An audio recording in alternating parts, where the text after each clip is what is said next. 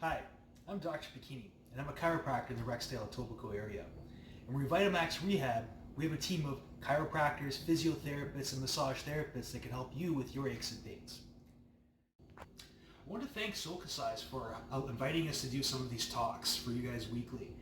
And if you want more information or more content or more videos to help you with any sort of injury prevention, pain management, exercises, or just general health and wellness, follow us on YouTube. We have a YouTube channel. Just subscribe. Just type in Revitamax Rehab. We also have Instagram at Revitamax Rehab, and on Facebook. If you just type in Revitamax, facebook.com/Revitamax, you'll be able to find a whole bunch of different content done by myself and a whole bunch of other therapists at our clinic to help you stay in your game, help you to stay active, and help you to reduce some of those aches and pains that are bothering you through your workout and throughout your daily life. Right now, Revitamax Rehab is doing a contest giveaway where we're giving away a free Obis 4 massager, professional massager that you can use at home, some biofreeze, and some Kinte. To get involved in this contest, you simply just like our Facebook page, share this post that you're going to see on our Facebook page, and then just tag 3 friends you think might benefit from it. The contest is going to be all the way until May 30th. So on May 30th, we're going to announce who the winner is and then be able to take advantage of this great wellness pack. Today's topic, we're going to talk about a question that I often get asked in the clinic, and it's, should I work out if I'm feeling pain? So if I'm having that pain, should I continue doing my same exercises, my same workouts that I usually do, or should I take a break? And that's an interesting question because it really depends on what's causing the pain that you're currently experiencing. What we really need to determine whether or not we're going to go back to doing our exercises is what's causing that pain. Is that pain related to DOMS, which stands for delayed onset muscle soreness, or is that pain as a result of an injury? Now, delayed onset muscle soreness is that aches and pains that you get after you've done your workout a few days after. So let's say you've gone to the gym and you've done some exercises for your legs and you feel that achiness around your legs that lasts for a few days. That could possibly be DOMS. And if it's something related to an injury, it might be a little bit more sinister. So we'll kind of talk about what the differences are between pain that's a result of DOMS, or delayed onset muscle soreness, or pain that's as a result of an injury. So usually one differentiating factor that we'll talk about is how long does the pain last? Usually when it's something related to delayed onset muscle soreness, that pain that we're getting in our muscles will start to feel a little bit better over a few days. So you'll start to notice a gradual progression of improvement in that pain. With a muscle injury or some sort of injury to a joint or a tendon or a ligament, usually that pain will get better, but it will take a much longer time for that pain to start improving. Perhaps that pain may take a very long time for it to improve. The second thing we need to take into consideration is the type of pain. Usually with delayed onset muscle soreness, it's usually that dull, achy sort of pain that you feel. And when it comes to a injury, usually it's going to be a lot more sharper. It has more of a burning sensation that we need to consider.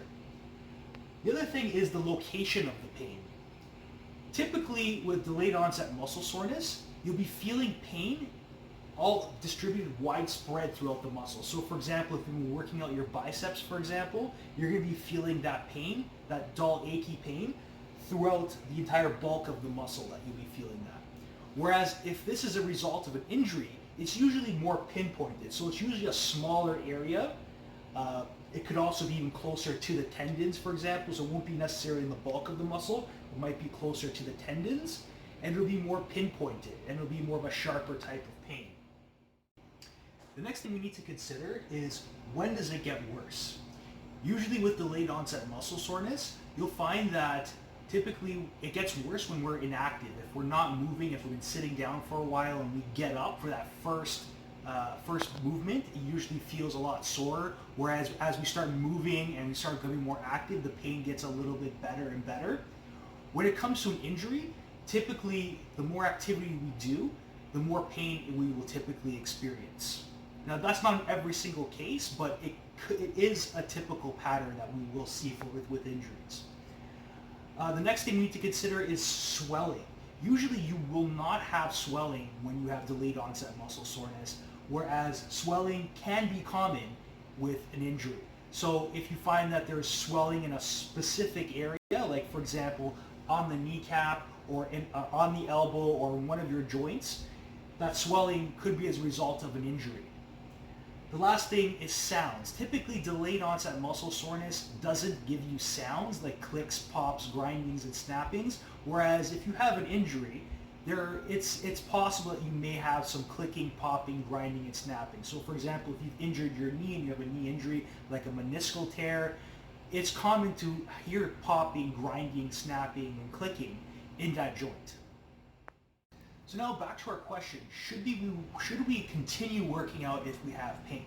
Well, if it's something related to delayed onset muscle soreness, doing some light activity might actually be helpful for you. So if, for example, you have sore legs after working out, doing a little bit of a light walk or a light jog might actually be helpful in helping you recover faster because it brings more blood flow to that area, which will allow it to heal faster, and it will also help it to stretch out those muscles. So your recovery will actually be faster if you're doing a light workout after you've had delayed muscle onset soreness. So when you actually have an injury, we recommend that you don't go back to the same exercises that you were doing before. The reason being is for two main reasons. One is you're compromising your form. So for example, let's say if I'm working out my shoulder and I have a shoulder injury. Well, naturally our body doesn't like pain, and we don't like going into those ranges of motion that cause that pain or doing activities that will aggravate that pain. So for some people who have shoulder pain, when they bring their shoulder up to about 90 degrees, up to shoulder level, it aggravates that pain in their shoulder. So they're going to try to avoid that movement. If let's say if I'm doing something with a weight, rather than me doing a proper abduction of my shoulder, I might be lifting my shoulder, and then once I get to a certain point, I might be recruiting some muscles in my neck and in my traps just to try to bring it up. So I'm kind of cheating in that sense. And not only that, I'm also putting my shoulder in a very compromised state when I have that pain, which may further aggravate my issue.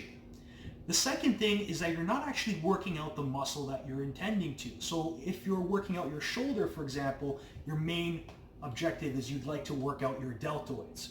Now, if you're compromising your form, when you're doing that, you're not properly isolating the deltoid muscle. As I mentioned, you are recruiting other muscles around your neck, in your upper back, and other areas to help you do that same motion, to try to objectively bring it up higher, but it's not necessarily doing it properly.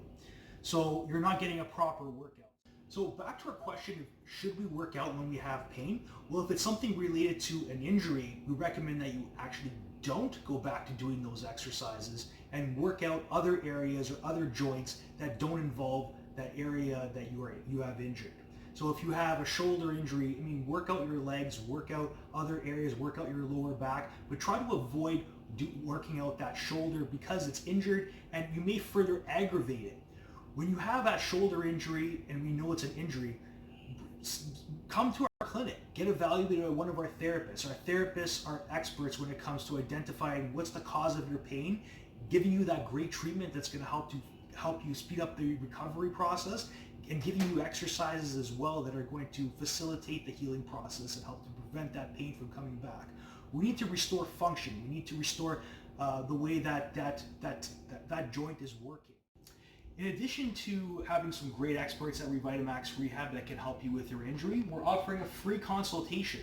So to take advantage of this great free consultation, you can either do that in person or we're also doing it online through virtual consultations. So if you're interested in doing that, just give us a call at 416-360-8326 or you can email us at info@revitamax.ca. We'll be glad to hear from you and just answer any sort of questions that you have. If you're unsure if this is something related to delayed onset muscle soreness or if it's something that's related to an injury, we're happy to speak with you about that. If it's anything in regards to injury prevention, we can also help you out with that as well. So we're happy to speak with you on that regard. And if you have any questions, just feel free to reach out. I want to thank Sulcasize for inviting us to do this presentation. We have another presentation planned for next week, and we also have a live Zoom presentation for May 31st. We'd like to invite all of you guys out for that event. It's going to be a great event where we're going to talk about some great topics related to helping you be better at any activity that you're doing at the gym, helping you improve your mobility, helping you to prevent any injuries that could arise, or just talk about how to manage your pain. So sign up for that event. It's on May 31st at 11 a.m. and see you there.